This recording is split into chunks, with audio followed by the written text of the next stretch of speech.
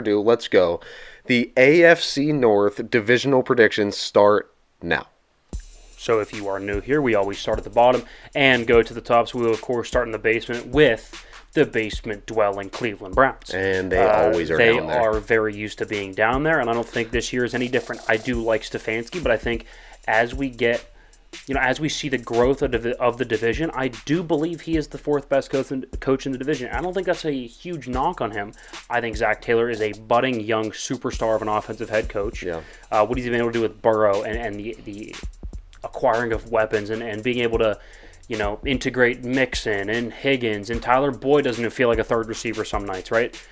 It's been a very, very good coaching job. Of course, you have Mike Tomlin and John Harbaugh, right? No, Jim Harbaugh. John. Jim coaches for Michigan, yeah. Dude, I'll always mess it up. Jays and whatever.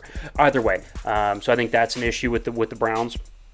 I do think Deshaun Watson is going to be better, but the question is, what is the degree of better? We have no measuring stick in NFL history for somebody who has sat out a year and a half, 2 years, and come back and been fine, right? There's no history, there's no precedent for it. I don't see him coming back and being an MVP caliber quarterback, and I think that's what he needs to make this roster work. I think the defense is very, very weak. I think the offensive line is good, but starting to be on the decline from the road grading offensive line we saw from 3 years back when they had Baker. So I do think the Browns in a loaded division although they are talented, kind of get lost in the wash at 7-10. I agree. And, let's not, lose our perspective on this. When you had Baker, you weren't paying him all that much, so you could surround him with all the pieces that you needed. And if Baker would have turned out to be a good franchise, competent quarterback, he probably would still be working in this system. This team would still be very good, and they probably wouldn't be in the basement this year. But you paid a ton of guaranteed money to a Deshaun Watson. A ton. So now your offensive line declines. $250 million. Your run game is going to decline. No Kareem Hunt this year. No, I like Chubb, but we have no precedent for him being able to carry the load for the entire season just him. By himself, right. So, look, now they're stuck in a cap hell situation, paying their quarterback way too much. And that's just going to lead them right back to the basement of where they've always been. They actually had something going there for a while where it felt like, okay, maybe the Browns can get something going. Not anymore. Not to mention they have the most overrated pass rusher in the game in Myles Garrett. All right, now in third place, the Baltimore Ravens. Now, I do think they will be better. They'll be 10-7. They'll be a very, very competent, good football team. My concern is the health. I have yet to see Lamar be able to make it to the end of the season unscathed since his MVP season. And I don't think that ends now. I do think he will miss a couple games throughout the season, and I do think they will lose most of the games that he misses. I think OBJ is a great addition. Show me the seasons OBJ has been healthy. It's been since New York, right? There's no precedent for OBJ being healthy. Rashad Bateman's been injury riddled, right? The new guy, Zay Flowers, even in college, he dealt with a couple injuries, right? There is not a ton of reliable production here. If they're all healthy and producing, this is probably a 12-win team. Yeah. But I can't bank on injury-riddled players just all of a sudden having the most healthy years of their career all at the same time. Not to mention J.K. Dobbins gets hurt often. The offensive line's declining, right? There are pieces here that I can't rely on. But at the end of the day, I do think Lamar's going to be very, very productive for the games he plays. They do have good weapons. I like Mark Andrews a ton. Good coaching staff. Not as good defensively, but will still be serviceable with Roquan Smith. So, good team, lacks special. If, depending on injuries, they could be anywhere from a 7 to a 12-win team. I think 10 feels right. Yeah, I agree. Like you said, this team gets hurt, and that's the truth about it. And I hope, just for football's sake, that Lamar can make it through the season, right? We're Steeler fans, but at the end of the day, I am a overall football fan. Having this show and being, unbiased and wanting the best product for television for the NFL. I don't want to watch Tyler Huntley for 5 weeks. I know. I don't want to watch Tyler Huntley. I want to see Lamar, and I want to see the Ravens at their best because it just makes for a better experience overall. And I think this is a team that is very well constructed, and when everybody is healthy, they can fire on all cylinders, and they cover all their bases. When they have a great pass game and Lamar's able to run the football, that opens up lanes for just normal rushing the football. Yeah. It's a very complete team, but they always get stopped a little bit short. But now there's other giants in the division, right?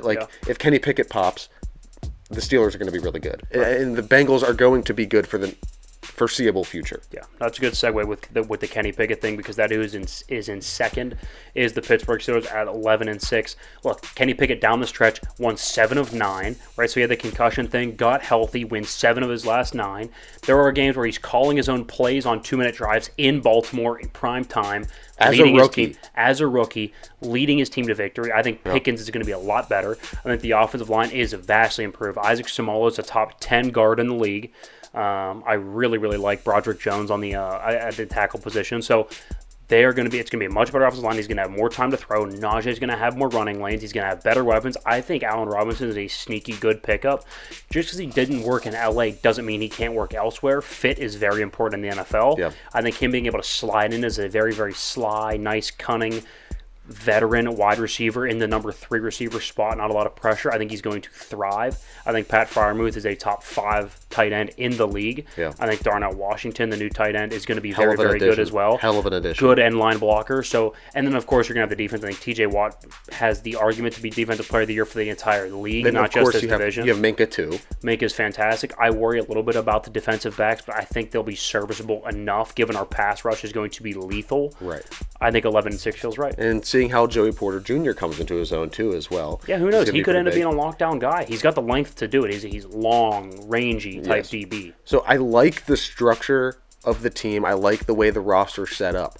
Now, the only thing that makes me doubt the Steelers at this point is the offensive play calling.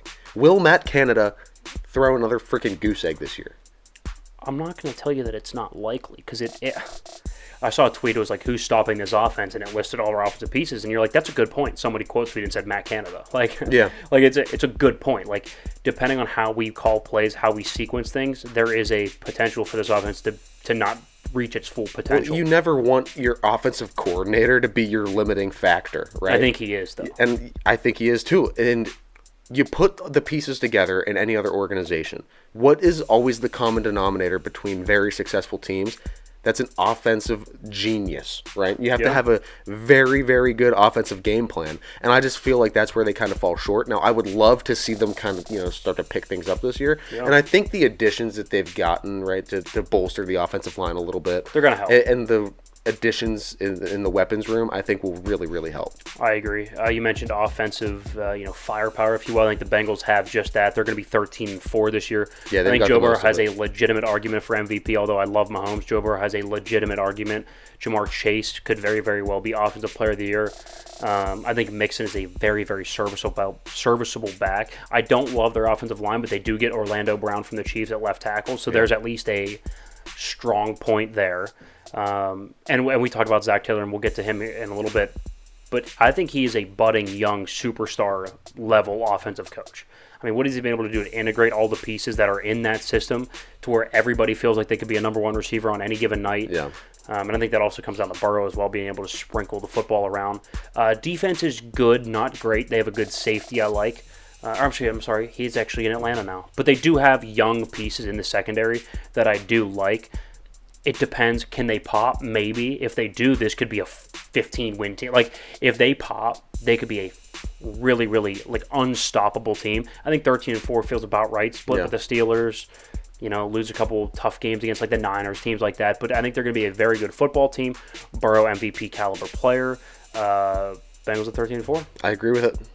I like it. Let's run back through. Bengals at the top, 13-4. Steelers at 11-6. The Ravens at 10-7. And, of course, the basement dwelling Browns at 7-10. Got to poke the ribs in Cleveland there. But that is the AFC North predictions. Without